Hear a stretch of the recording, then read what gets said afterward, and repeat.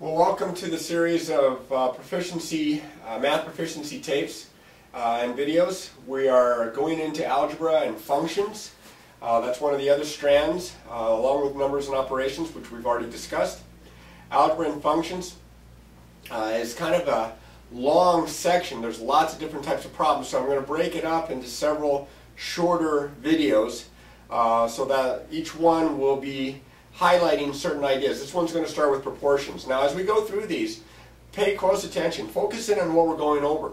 If you do not understand something, then rewind it, go back and watch it again to try to get a better understanding of what's going on. Take notes on all of these videos so you'll have something that you can go back and look at. Watching the videos, you're going to remember some of it, but watching the videos and taking notes, you're going to remember a lot more. Alright, we are going to start with proportions. And proportions are based on the idea of ratios, which I'm going to talk about here.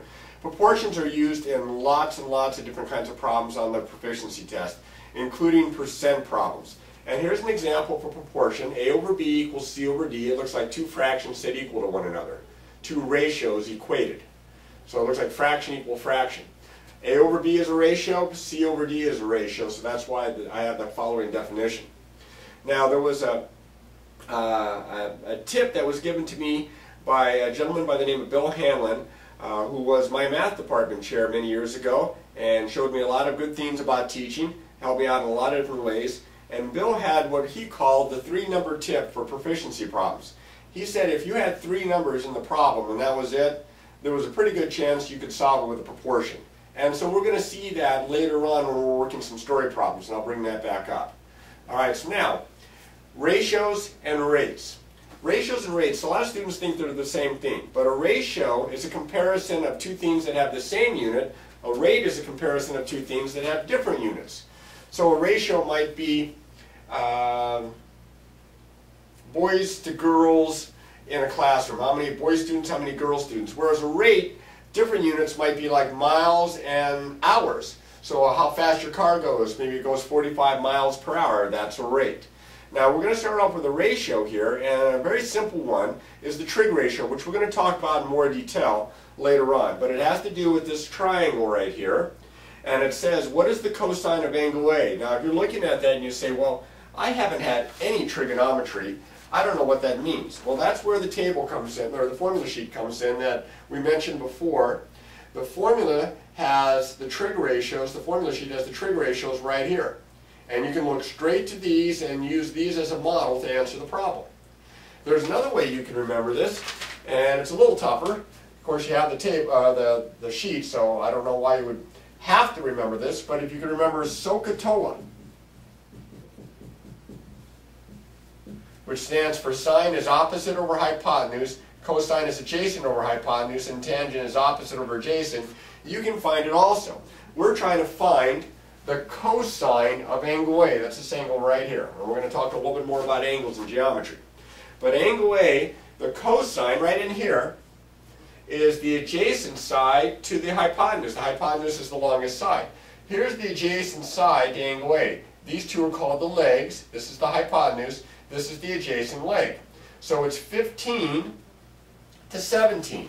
So you find 15 to 17, and that's answer C. That's a ratio of the lengths of two sides.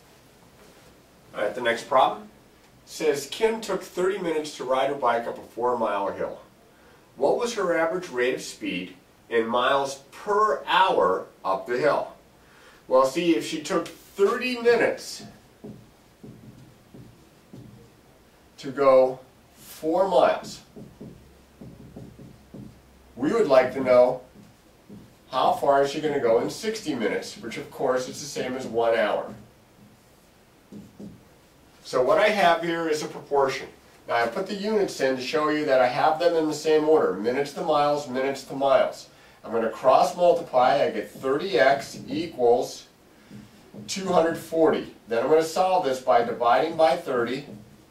And I get x is equal to, 30 goes into 240 8 times. So she went 8 miles per hour, and that's answer C. Next problem. Maya swims in a pool that's 75 feet long. She swims the length of the pool 20 times each day. At this rate, about how many days will it take Maya to swim a total distance of 1 mile, and 1 mile, remember, is 5,280 feet. So if she swims 75 feet per lap and 20 laps, that's going to be a 0, that's going to be a 0, that's going to be 1,500 feet in 1 day. So 1,500 feet in 1 day, 5,280 feet in how many days? Feet to days, feet to days. Again, I'm setting up a proportion. I'm going to cross multiply. I get 1,500x equals 5,280. I'm going to divide both sides by 1,500, excuse me.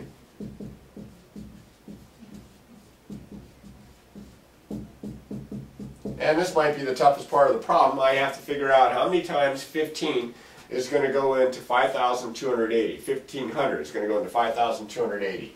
So 1,500 into 5,280. All right, now 1,500 doesn't go into 5, doesn't go into 52, doesn't go into 528, but we'll go into 5,280.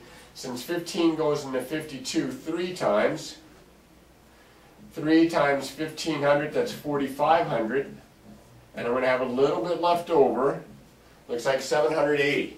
So it's going to take 3 days and a little bit more to get the rest of that missing distance there. So that's going to go with answer B. It's going to take 4 days.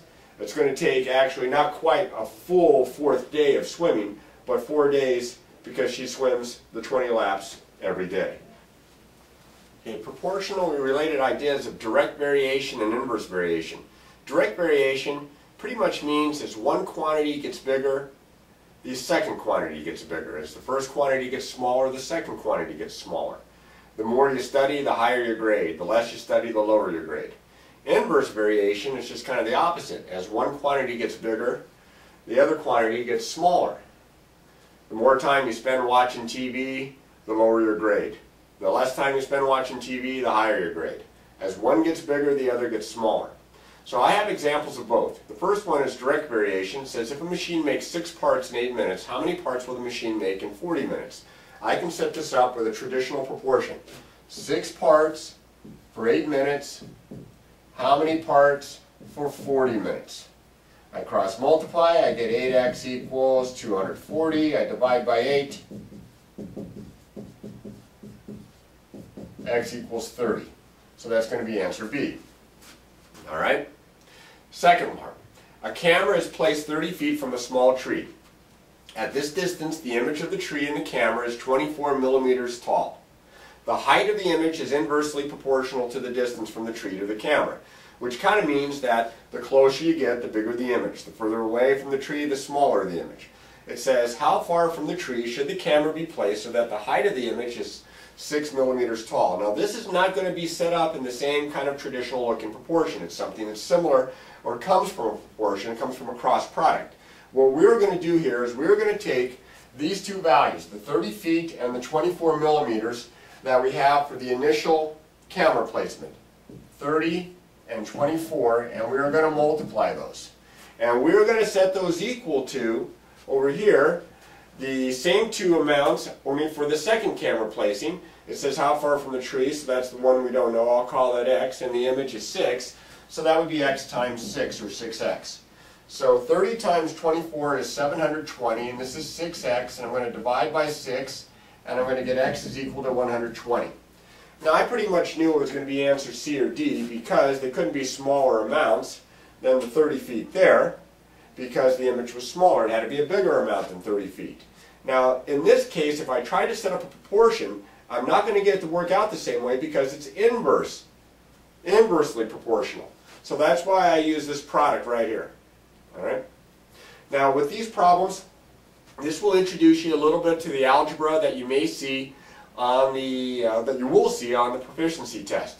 So practice on at www.succeedinmath.com. Practice worksheets, old practice tests, old exams that you can get off the website or get from your teacher. But the key there, again, is to practice, practice, practice.